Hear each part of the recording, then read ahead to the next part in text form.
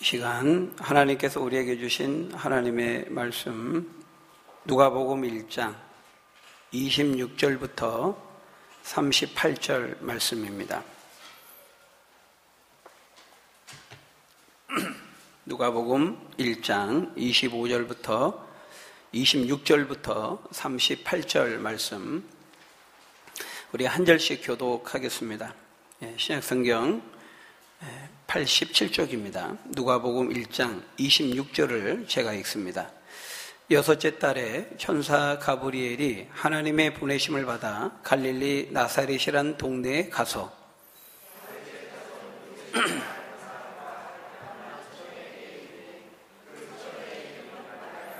그에게 들어가 이르되 은혜를 받은 자여 평안할지어다 주께서 너와 함께 하시도다 하니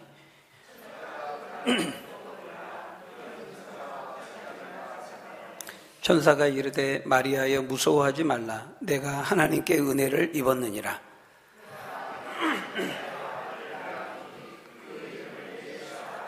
그가 큰 자가 되고 지극히 높으시니 아들이라 일컬어질 것이요 주 하나님께서 그 조상 다윗의 왕위를 그에게 주시리니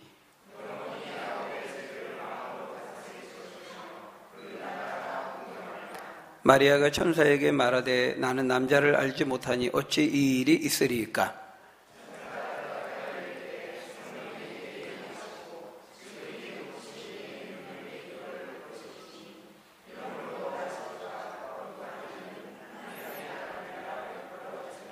보라 내 친족 엘리사벳도 늙어서 아들을 배웠느니라. 본래 임신하지 못한다고 알려지니까 이미 6달이 되었나니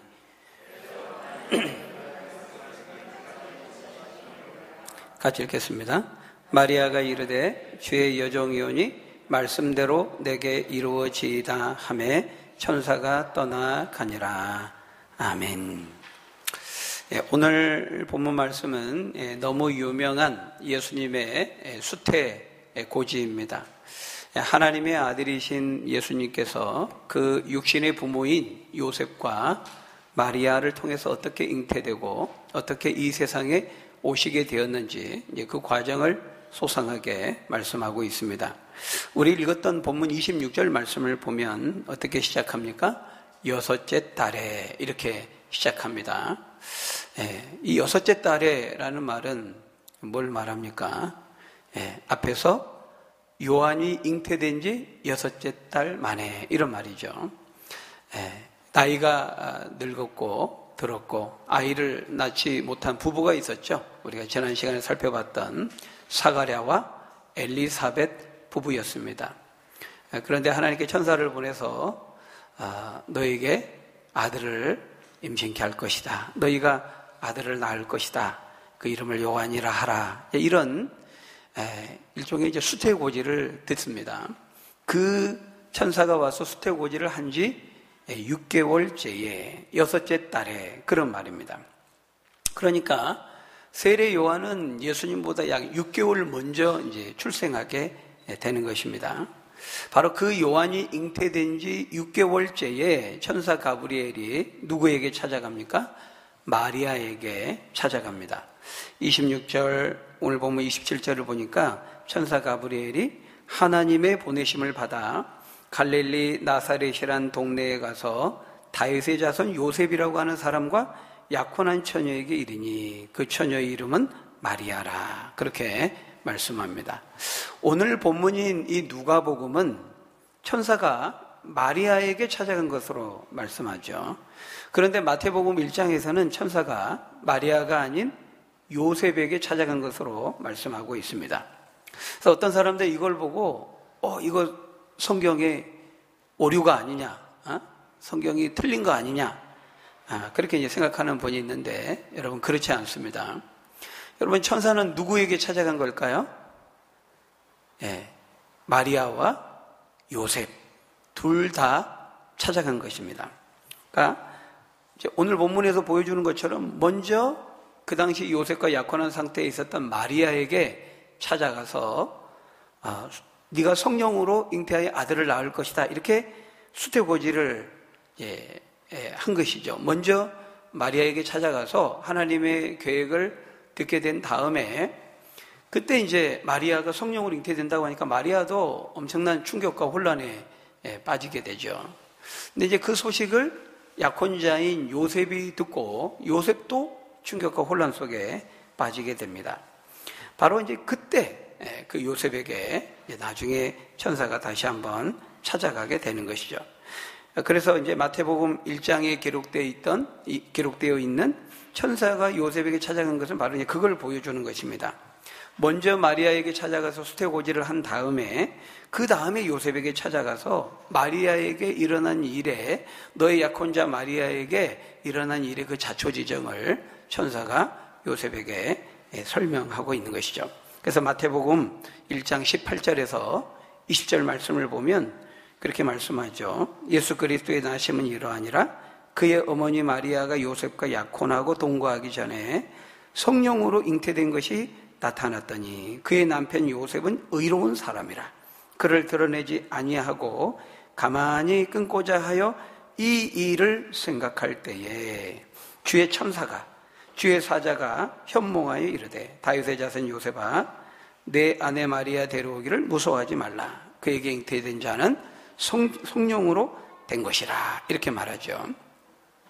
그러니까 마리아도 믿음이 참 좋은 여성이었지만 그에 못지않게 요셉 또한 아주 의롭고도 신중하고도 신실한 믿음의 사람이었습니다.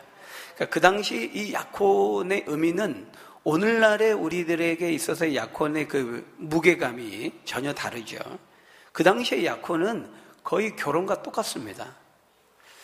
그 구속력이 굉장히 크죠. 그래서 보통 약혼하면 1년 이내에 이제 결혼을 하게 됩니다. 그래서 그 기간에 아까 방금 읽은 우리 마태복음 1장 18절 이하에서도 보면 이미 약혼한 상태인데도 그의 남편 요셉은 이렇게 표현하고 있는 것처럼 약혼을 했다는 것은 잠자리만 갖지 않았을 뿐이지 실제 법적으로 사회적으로는 결혼한 것과 다를 바가 없었다는 것이죠. 그래서 율법에 의하면은 구약의 율법에 의하면 그 약혼한 상태에서 성적인 부정을 저지르면 돌로 쳐 죽임을 당하는 그럴 정도였다라는 것입니다. 그런데 요셉이 자신의 약혼녀 이 마리아가 임신했다고 하는 놀라운 그 소식을 전해 듣게 된 것이죠. 아마도 마리아가 이제 가브리엘 천사가 찾아와서 자신에게 일어난 그 일을 아마 이제 요셉 측에 조용히 알렸던 것 같아요. 그때 이제 요셉이 그 소식을 듣고 얼마나 이제 혼란과 충격을 받았겠습니까? 그래도 이제 요셉은 의로운 사람이고 신중한 사람이었기 때문에 조용히 이제 파혼을 하려고 했던 것이죠. 그래서 아까 읽은 마태복음 1장 그 19절에 뭐라고 말씀합니까? 그것을 드러내지 않고 가만히 끊고자 하여 이 일을 생각할 때에 그 20절에 보면 이 일을 요셉이 고민을 한 겁니다. 아주 막 생각을 한 거예요. 여러 생각들을 하고 있었겠죠. 그때 혼란과 충격에 여러 가지 고민을 어떻게 해야 되나 이거 하고 있을 때 그때 이제 천사가 요셉에게 찾아가서 자초지정을 설명한 거예요. 그러니까 천사는 먼저 마리아에게 찾아가서 수태고지를 하고 그것이 오늘 우리 누가복음 본문이고요. 그런 다음에 중요한 약혼 당사자인 요셉에게도 찾아가서 상황을 자초지정을 설명한 것이에요. 그것이 마태복음 1장의 본문이라는 거예요. 그래서 천사는 둘 다 찾아간 거예요. 그러니까 우리가 이렇게 하나님의 이 성경 말씀이 진리임을 믿고 의심하지 아니하면 성경을 잘 이렇게 보면 다 이해가 되고 설명이 되는 것이죠.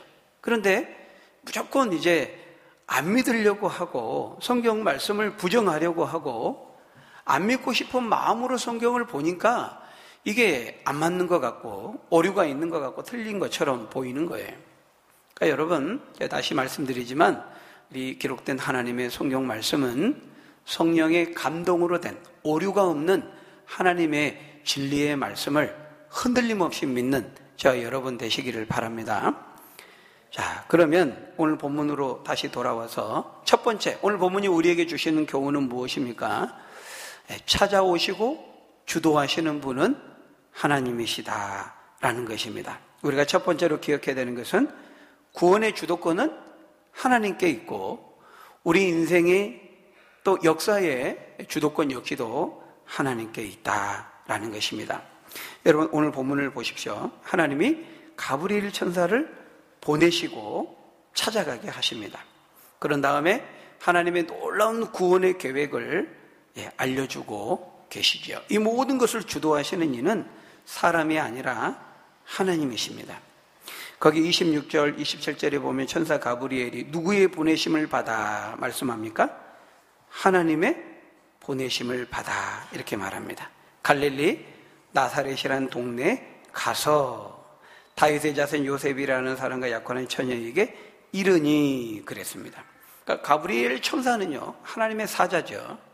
하나님의 보냄받은 심부름꾼입니다. 그러니까 천사가 갔다는 것은 사실은 하나님을 대신해서 간 것이기 때문에 하나님이 찾아갔다는 것을 의미하는 거예요. 여러분, 하나님의 아들이신 그분이 예수라는 사람으로 이 땅에 오셨다라는 것은요, 성부 하나님 편의 입장에서 보면은 아들을 보내신 겁니다. 그리고 당사자인 그리스도의 입장에서 본다면은 당신이 친히 이 땅에 찾아오신 것이죠.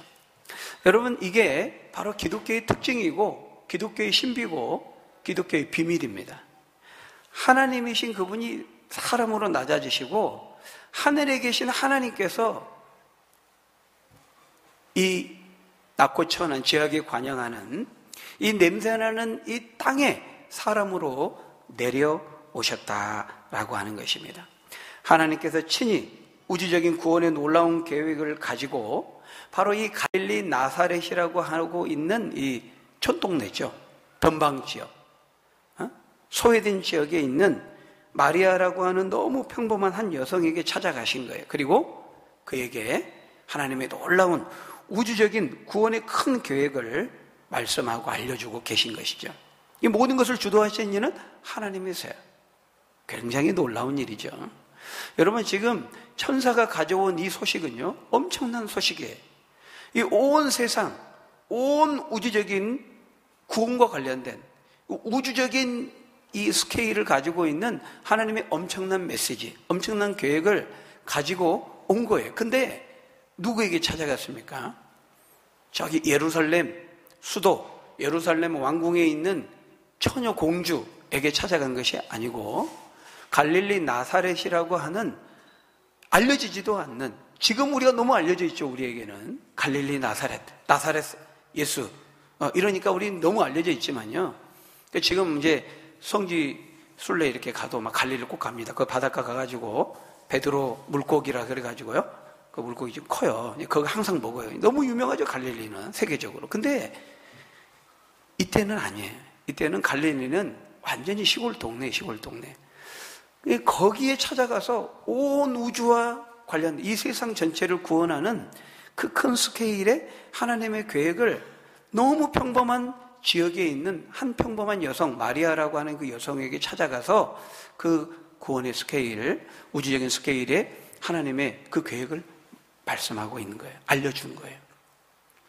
이게 지금 대조되는 겁니다. 하나님의 우주적인 그 스케일의 구원 계획의 그 크신, 그 큰 그 계획과 반면에 갈릴리라고 하는 너무 알려지지 않는 작은 동네에 있는 그 무명의 평범한 여인, 그 작은 여인, 그 여인의 그 작음을 서로 대조하고 있는 것이죠.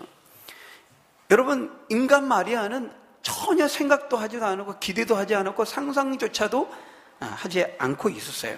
모든 것을 계획하시고 주도하시는 이는 하나님이신 것이죠.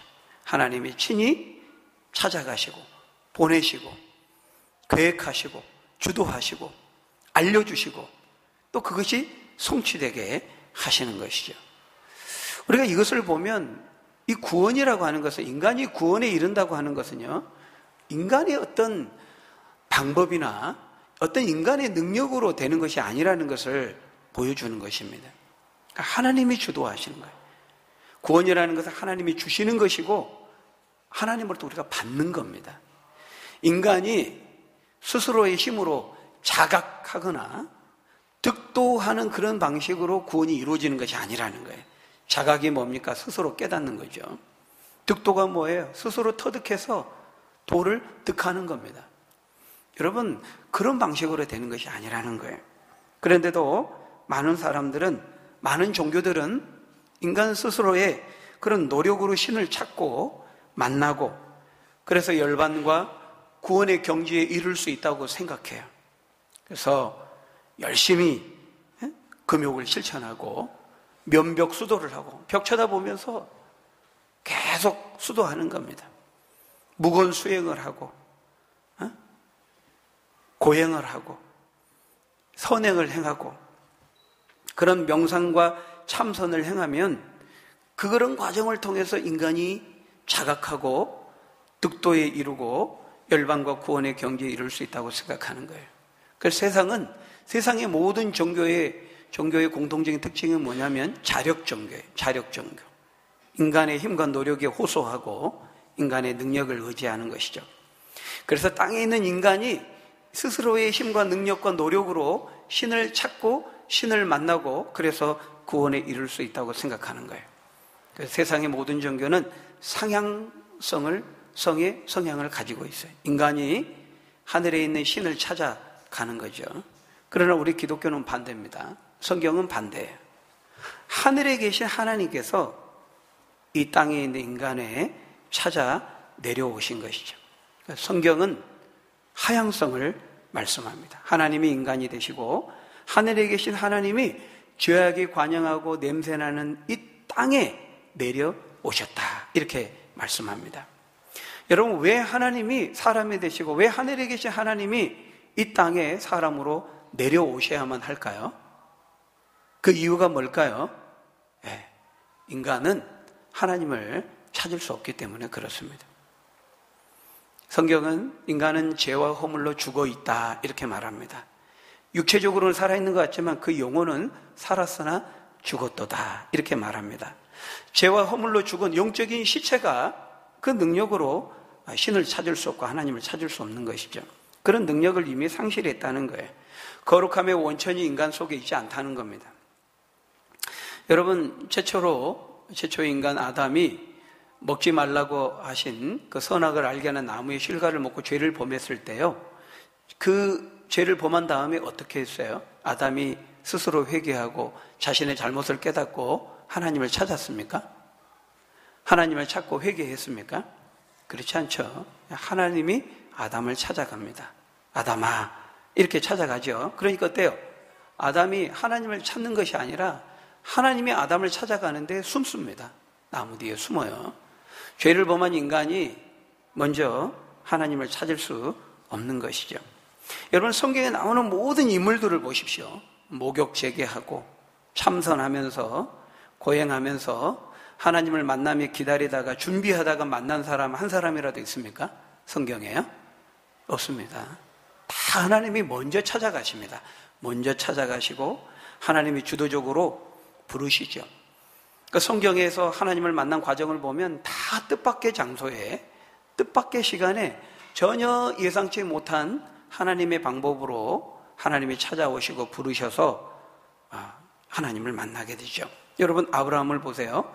갈대아 우르, 그 우상 도시에서 우상 숭배하는 가정의 아들로 살고 있는 아브라함을 하나님이 찾아가서 아브라함아, 응? 네가 네 본토 친척 아버지의 집을 떠나 내가 너에게 지시할 땅으로 가라. 하나님이 아브라함에게 일방적으로 찾아가시고 부르시죠. 여러분, 모세는 어떻습니까? 모세 미디안에서 신세 한탄하면서 양치면서 범인으로 아무 생각 없이 양치면서 하루하루 살아가고 있었어요. 근데 어느 날 가시떨기 불꽃으로 모세를 유인해서 하나님이 모세를 부르시죠. 모세야, 모세야, 네가 선 곳은 거룩한 곳이니 내 발에서 신을 벗어라. 하나님이 모세를 가시떨기 불꽃으로 부르신 겁니다. 기드온은 어떻습니까? 미디안 족속이 두려워서 패배의식에 젖어서 몰래 숨어 살고 있던 이 기드온에게 하나님이 찾아가시죠. 기드온아, 큰 용사야, 이렇게 하나님이 찾아가서 부르시죠. 여러분, 구약의 모든 인물들이 그러하고요. 신약에 가서도 제자들을 예수님이 부르시는 과정도 보면 제자들은 그냥 평소와 다름없이 다 고기 잡고 그물 깃고 있었어요. 주님 만나려고 목욕 제기하고 막 기다리면서 그러지 않았습니다. 인간의 죄인된 마음속에 그런 열망조차도 생각조차도 없죠. 주님이 어느 날 갑자기 찾아가서 나를 따라오너라. 내가 너희로 사람을 낚는 어부가 되게 하겠다. 먼저 부르시죠. 일방적으로. 세관에 앉아있는 마태를 일방적으로 부르시고 삭개오 뽕나무 돌감나무 위에 올라가서 예수라는 자가 어떤 사람인가 구경이나 하려고 아무 생각 없이 올라가서 있는데 예수님이 모든 무리를 제치고 삭개오에게 찾아와서 일방적으로 삭개오야 부르면서 내려오라. 내가 오늘 내 집에 유하여 하겠다. 이렇게 말씀하시죠. 모두가 다 이렇습니다. 여러분 바울도 다메섹을 향해 막 씩씩거리면서 가는데 부활하신 주님이 일방적으로 찾아와서 사울아 사울아 먼저 부르십니다. 네가 왜 나를 핍박하느냐 이렇게 말하죠. 여러분 성경에 나와 있는 모든 인물들 하나님을 만나는 과정을 보면요, 그들이 목욕 제기하고 참선하고 고행하면서 하나님 만나려고 준비하고 기다리다가 만난 사람은 없어요. 다 하나님께서 뜻밖의 장소에 뜻밖의 시간에 뜻밖의 전혀 예상치 못한 방법으로 찾아오셔서 만나게 되는 것이죠. 여러분 하나님께서 우리를 부르실 때도 마찬가지입니다. 하나님께서 저를 부르실 때도 보면은 그랬어요. 고등학교 때 제 친구를 저에게 보내서 전도하게 하시고 한 번만 교회 가주라 내 소원이다. 그래서 그래 한 번만 소원 들어주고 한 번만 가고 안 가야지 하고 이제 친구 따라 갔는데 제 인생이 그때 이렇게 변화되어서 목사가 된 겁니다. 하나님이 그렇게 친구를 계획하시고 준비하시고 저에게 보내셔서 가브리엘 천사를 보내신 것처럼 그렇게 보내셔서 그렇게 저를 부르신 거예요. 다 하나님의 계획과 준비하심 가운데 이루어진 일이었습니다. 여러분 우리가 착각하면 안 돼요. 우리가 신을 찾은 게 아닙니다. 내가 하나님을 믿기로 내가 결정하고 내가 예수님을 믿어주기로 선택한 것이라고 우리는 생각할지 모르지만 그렇지 않다는 거예요. 만일 그런 식으로 내가 결정하고 내가 선택하고 내가 믿어줘서 구원이 이루어졌다 그러면 그건 내 노력으로 된 거죠. 내 의지로 된 거고 내 결정, 내 선택, 내 판단, 내 능력으로 내 노력으로 이루어진 것이라 말할 수 있겠지만 여러분 그렇지 않습니다. 하나님께서 우리가 알지도 못하는 순간에 우리가 생각하지도 못한 때에 감히 상상하지도 못한 방법으로 우리에 대한 구원을 계획하시고 또 때가 참에 우리를 부르셔서 구원에 이르게 하시는 것이죠. 그래서 사도 바울이 자신에게 이루어진 이 구원의 놀라운 하나님의 그 계획과 방법에 대해서 뭐라고 고백합니까? 로마서 11장 33절에 보니까요 이렇게 말합니다. 같이 한번 읽어볼까요? 시작. 깊도다 하나님의 지혜와 지식의 풍성함이요 그의 판단은 헤아리지 못할 것이며 찾지 못할 것이로다. 여러분 이걸 뭐라 그래요? 이걸 뭐라고 표현합니까? 하나님의 은혜라고 말합니다. 바로 이 하나님의 은혜를 통해서 은혜의 방식을 통해서 우리가 구원을 얻게 된 거예요. 뜻밖의 장소에 뜻밖의 시간에 전혀 예상치 못한 방법으로 하나님 우리에게 구원을 주신 것이죠. 성경은 그 놀라운 하나님의 구원의 방법을 하나님의 은혜다 이렇게 말합니다. 그래서 고린도전서 5장 15절 10절에 바울이 말한 것처럼 오직 내가 나 된 것은 하나님의 은혜로 된 것이라 이렇게 말하죠. 여러분 이 하나님의 은혜가 뭔지를 하나님의 은혜가 뭔지를 정말 아는 것은 너무 중요해요. 정말 내가 하나님의 은혜를 은혜로 알게 될 때 정말 감사하게 됩니다. 감격 가운데 하나님 찬양하고 예배하고 그렇게 살게 되죠. 우리 신앙에 생기가 있고 활력이 있고 박진감이 있고 생명력이 넘치고 그렇게 되는 거예요. 근데 교회 나오고 이렇게 신앙생활 해도요 하나님의 은혜를 모르는 사람이 있을 수 있어요. 그러니까 내가 그래도 다른 사람보다 뭔가 좀 나은 게 있고 도덕적으로나 여러 가지 점에서 내가 좀 다른 사람보다 좀 낫고 탁월하고 뭔가 특별하니까 내가 그래도 믿게 되고 구원을 얻었지. 혹시라도 이런 생각을 가진 분이 있다면 그런 분은 아직도 하나님의 은혜가 뭔지를 모르는 분이죠. 여러분이 하나님의 은혜를 체험하고 아는 것은 너무 중요하기 때문에요. 하나님께서 이 은혜를 은혜로 알도록 하시기 위해서 때때로 하나님은 우리에게 인생의 비천한 자리로 우리를 몰고 가실 때가 있어요. 왜냐하면 우리는 이렇게 낮아질 때 우리가 약함을 통하여서 하나님의 은혜가 얼마나 나에게 필요하구나, 내가 은혜를, 하나님의 정말 그 도우시는 은혜를 필요로 하는 자이구나라는 것을 깨닫게 되는 거거든요. 그래서 때로는 건강을 거두어 가시기도 하시고, 물질적인 어려움에 처하기도 하시고, 이런저런 광야와 같은 삶의 환경에 우리를 몰아가실 때도 있어요. 왜냐하면 우리가 이 광야의 한복판에 설 때에만 우리는 하나님의 은혜가 정말 필요로 하는 자구나, 그걸 절실하게 그걸 깨닫게 되는 거거든요. 인생의 밑바닥에 처할 때, 낮아질 때. 그래서 하나님의 은혜를 알게 하시기 위해서 하나님은 그런 삶의 자리로 우리를 때로 인도해 가실 때가 있는 것이죠.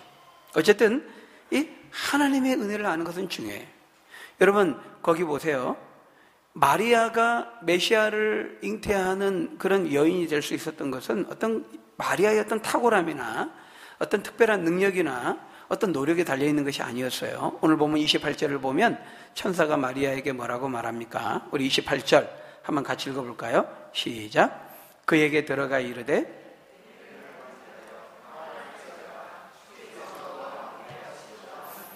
네, 여기 보니까요, 마리아가 어떤 사람이었다고 말하고 있어요?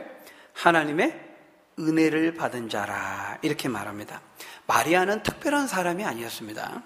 다른 사람과는 다른 비범함과 특별함을 가지고 있기 때문에 메시아를 출생하는 여인으로 선택된 것이 아니었다라는 것입니다.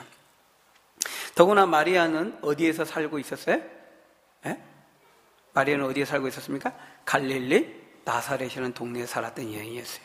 아까 말씀드린 것처럼 이 갈릴리 나사렛에 사는 여인으로 이렇게 소개하고, 그 갈릴리 나사렛에 사는 여인을 하나님이 택하신 것은 다 이유가 있는 거예요. 갈릴리 나사렛이라고 하는 것은 그 당시에 사람들이 기피하는 지역이었습니다. 수도 예루살렘에서요, 약 110여 킬로가 떨어져 있는 북동쪽의 북단에 있는 곳이었어요, 갈릴리. 그러니까 위에 레바논이나 이런 그 위에 타 그 나라와의 경계 지점에 있어요. 위에서의 침입을 받으면, 오늘날 우리나라로 한다면 저기 그 비무장지대 가장 가까운 지역, 파주는 그래도 밑에죠. 아무튼 그런 지역이에요. 여러분, 이 우리나라도 서울, 이 경기 수도권에서 멀어지면 멀어질수록 집값이 싸죠. 땅값이 싸고, 또 사람들이 살기 선호도가 낮습니다. 그런 것처럼 수도 예루살렘에 가까울수록 사람들이 더 선호도가 높은 지역이죠. 이 갈릴리는 수도 예루살렘에서 100km가 넘게 떨어진 땅이에요. 여러분, 이스라엘 전체 다 해봤자요, 우리나라 경상남북도 강원도보다 좀 더 클까요? 그렇습니다. 그러니까 우리 서울에서 부산까지 한 300km 되잖아요. 그럼 100km면은 뭐 가깝네 이렇게 생각할지 모르지만 우리나라 전체 면적으로 생각하면 안 되는 거죠. 이스라엘은 작은 땅이에요. 110km면 거의 경계 지점입니다, 북쪽에. 그러니까 굉장히 알려지지 않은 땅이고, 또 별 볼 일 없는, 선호도가 낮은, 살고 싶어 하지 않는 그런 지역이 갈릴리 나사렛이라고 하는 거예요. 그러니까 수도 예루살렘에도 이 마리아와 같은 처녀가 많이 있었을 것이란 말이죠. 근데 하나님은 예루살렘에 있는 왕궁에 있는 공주, 결혼하지 않는 처녀 공주도 있어요. 또 마리아라는 이름을 가진 여성도 많이 있을 거예요. 근데 갈릴리 나사렛에 있는 이 마리아를 하나님 택하셨다는 거예요. 이 역시 하나님의 주도하심을 부각시키고 하나님의 은혜를 더욱 강제적으로 돋보이게 하기 위한 하나님의 장치인 것이죠. 그래서 이 갈릴리 나사렛이 사람들에게 어떻게 인식이 됐었냐면, 요한복음 1장 46절에 보면요, 예수님의 제자 중 한 명이었던 나다나엘이 그렇게 말하잖아요. 빌립이 야, 나사렛에 메시아가 나타났대, 그리스도가 나타났대. 그러니까 나다나엘이 이렇게 말합니다. 한번 같이 읽어볼까요? 시작. 나다나엘이 이르되 나사렛에서 무슨 선한 것이 날 수 있느냐. 빌립이와 이르되 와서 보라 하니라. 이 나사렛에 무슨 말도 안 돼. 무슨 나사렛에서 야 그리스도 메시아가 나타나면 저 예루살렘 저 정도에 나타날 것이지. 야 무슨 갈릴리 나사렛 저 총구석에 말도 안 된다. 이렇게 말할 정도로 생각할 정도의 땅이었다는 거예요. 그 알려지지 않는 땅, 소외된 땅, 전혀 이름 없는 땅인 갈릴리 나사렛에 있는 마리아라고 하는 처녀에게 찾아가셔서 그를 부르시고 하나님의 구원의 놀라운 계획, 우주적인 계획을 알리신 거예요. 그래서 천사 가브리엘은 마리아를 향해서 그대야말로 정말 은혜를 받은 자이고 복 받은 자다 이렇게 말하는 거예요. 거기 30절에는 또 뭐라고 말하고 있어요? 28절에는 은혜를 받은 자라고 말하고 있고 30절에는 하나님의 은혜를 입은 자라 이렇게 말하고 있는 것이죠. 여러분, 이 마리아는 하나님의 은혜를 받은 자고 입은 자이지 은혜를 나눠주는 자가 아닙니다. 그렇기 때문에 이 가톨릭 천주교에서 하는 것처럼 마리아를 숭배하고 신처럼 여기는 것은 아주 잘못된 것이죠.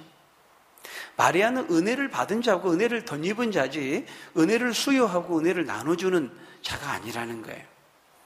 마리아는 평범한 여인에 지나지 않았어요.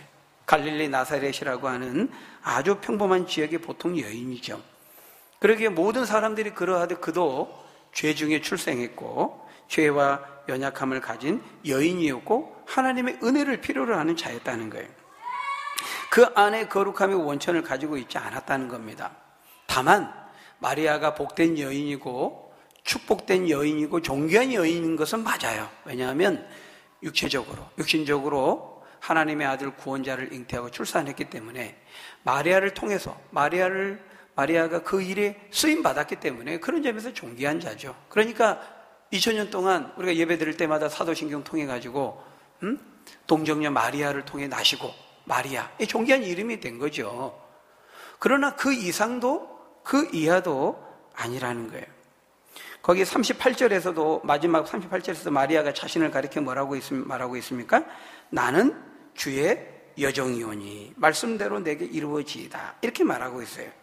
주의 여종이라는 말은 하나님 앞에서 자신이 평범한 인생이라고 하는 고백인 것입니다. 그렇기 때문에 오늘날 가톨릭과 천주교에서 막 마리아 상을 만들고 그 앞에서 절하고 그를 통해서 하나님께 막 기도한다든지 또는 마리아도 예수님처럼 죽은 다음에 부활해서 승천했다고 하는 성경에도 전혀 없는 얘기를 하고 심지어 하나님보다는 조금 못하지만 그에 못지않는 경배를 해야 한다고 하는 이 마리아 숭배 사상은 아주 너무너무 잘못된 비성경적인 가르침이 아닐 수 없는 것이죠. 우상 숭배입니다. 우상 숭배. 그런데 이제 가톨릭 이 많은 사람들이 그렇게 하니까요. 저렇게 많은 사람들이 하는데 뭔가 맞겠지. 수가 많으면 사람들은 외모를 취하기 때문에요. 수가 많으면 맞으니까 하겠지. 저렇게 많은 사람들이 잘못된 걸 하겠어? 이렇게 사람들은 생각해요. 여러분, 이단들도요, 하나님의 교회 신천지 숫자가 꽤 됩니다. 숫자 꽤 돼요. 여러분, 출애굽기에 보면은 이 모세가 하나님 돌파한 말씀 받으러 갔을 때 늦게 오니까 금송아지를 만들어서 하나님이다 하면서 엄청나게 많은 이스라엘 백성들이 그 금송아지 절하고 그 우상숭배를 했어요. 많은 사람들이 거기에 합류했습니다. 모세를 위시해서 그렇지 않은 몇몇 사람들, 무리들을 제외하고 더 많은 무리들이 거기에 가담했어요. 여러분, 숫자가 많다고 해서 그게 바른 것은 아닙니다. 우리는 좁은 길로 가죠. 좁은 길을 찾는 자는 소수라고 말하고 있어요. 예수님도 멸망으로 가는 길은 넓고 그 길이 넓어서 찾는 이가 많다고 했어요. 그러니까 우리의 기준은 성경이어야 되는 것이지 많은 사람들이 그렇게 하니까 그게 옳다 이렇게 생각하면 안 되는 것이죠.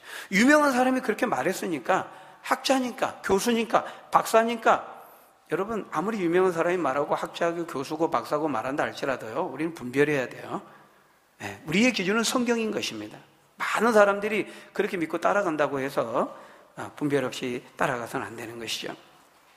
여러분, 마리아는 하나님의 은혜를 받은 자입니다. 은혜를 나눠주는 자가 아니에요. 그래서 우리가 하나님의 은혜를 높이고 그 은혜의 능력을 높여야지 은혜를 받은 자를 높이면 안 되는 것입니다. 은혜를 받은 사람을 높여서는 안 돼요. 성경의 관점은 전혀 그렇지 않죠. 하나님의 은혜의 능력이 있고 우리는 그 은혜의 능력을 높여야 되는 거예요. 그래서 은혜를 받은 자여 평안할지어다. 주께서 너와 함께 하시도다. 이렇게 말하죠. 비록 갈릴리 나사렛에 그 총구석에 있는 여인이었지만 하나님께서 은혜를 주시고 함께 하시니까 기적이 나타나고 도저히 이루어질 수 없는 이루어진 이런 놀라운 일들이 이루어지게 된 것이죠. 여러분, 우리도 마찬가지입니다. 우리 역시 마리아와 같이 참으로 별 볼 일 없는 자들이잖아요. 고린도전서 1장 26절부터 29절에 보니까요, 이렇게 말씀합니다. 우리 한번 같이 읽어볼까요? 시작. 형제들아, 너희를 부르심을 보라. 육체를 따라 지혜로운 자가 많지 아니하며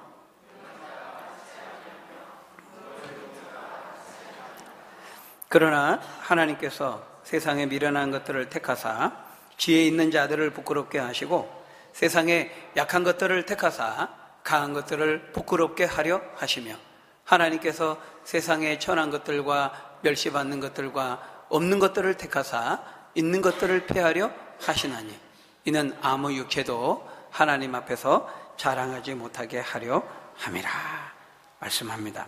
여러분, 우리도 하나님의 은혜를 덧입고 하나님이 함께 하신다면 저 여러분을 통해서도 마리아에게서 일어났던 것처럼 우리를 통해서도 놀라운 일들이 일어날 수 있는 것이죠. 여러분, 34절을 보십시오. 마리아가 어떻게 반응하고 있습니까?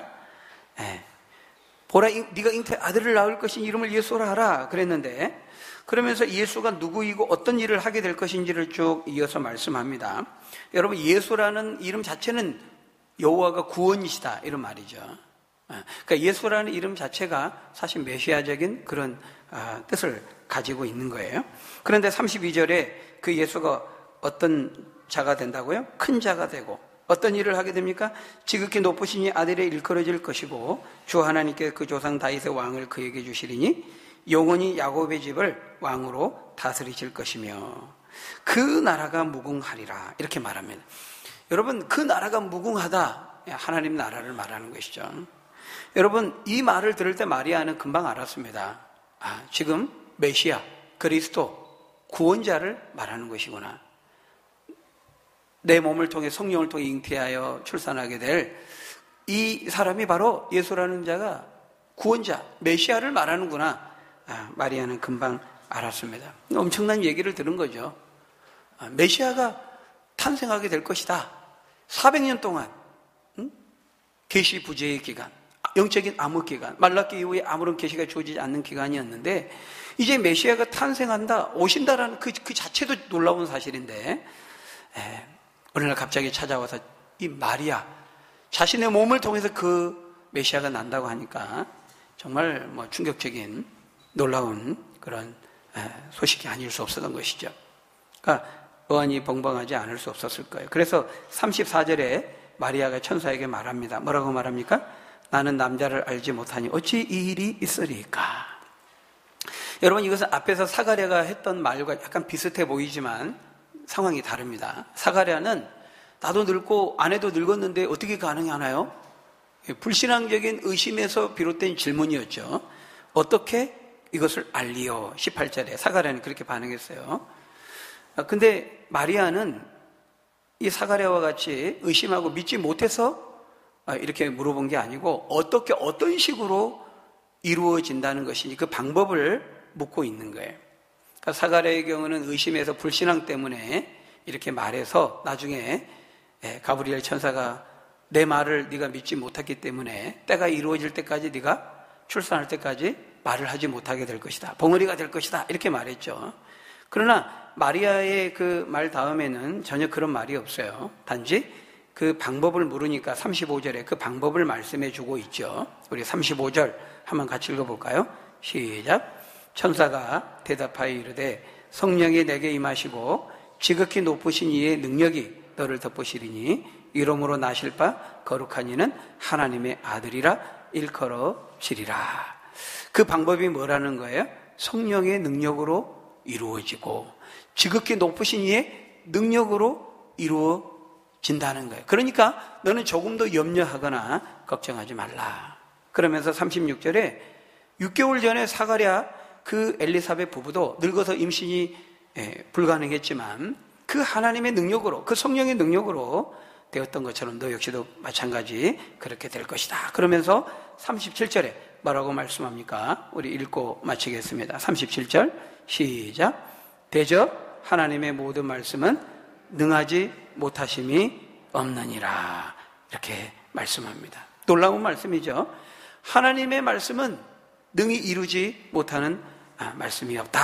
이렇게 말하고 있어요. 살아계신 하나님께서 이제 그것을 계획하셨고 너에게 말씀하셨으니까 하나님께서 하나님의 이름을 걸고 그 말씀하신 것을 하나님의 능력으로 이루실 것이다. 약속하신 대로 반드시 이룰 것이다. 이렇게 마리아에게 확신을 주고 있는 것이죠. 여러분, 우리 인생과 역사를 계획하시고 주도하시고 이루시는 분은 하나님이심을 믿으시는 여러분 되시기를 바랍니다. 하나님께서 말씀하신 것은 반드시 이루신다는 거예요. 갈릴리 나사렛이라고 하는 변방에 소외된 땅에 사는 평범한 녀석 마리아를 부르시고 그에게 은혜를 덧입히시고 그에게 당신의 계획을 말씀하셨고 알려주셨어요. 그리고 이미 우리가 지금 다 확인하는 것처럼 하나님은 마리아를 통해서 하신 그 약속의 말씀들을 다 이루셨다는 거예요. 하나님이 말씀하신 것은 당신의 그 능력으로 반드시 이루고야 만다라는 것입니다. 여러분, 살아계셔서 말씀하신 약속하신 그것을 마리아에게 다 이루신 그 하나님께서 오늘 성경을 통해서 우리에게 이 약속을 주셨는데 우리도 마찬가지입니다. 우리에게 이 성경을 통해 주신 이 약속의 말씀들도 하나님은 반드시 이루실 거예요. 이루고야 마실 거예요. 중요한 것은 뭐예요? 저 여러분에게 뭐가 필요합니까? 마리아가 38절에서 말하고 있는 것처럼 주의 여종이오니 말씀대로 내게 반드시 이루어질 것입니다 라고 고백했던 이 믿음이 저와 여러분들에게 요청되는 것이죠. 하나님은 우리의 이 믿음을 통해서 당신이 하신 말씀, 그 약속을 반드시 이루시고 성취하시기 때문에 그렇습니다.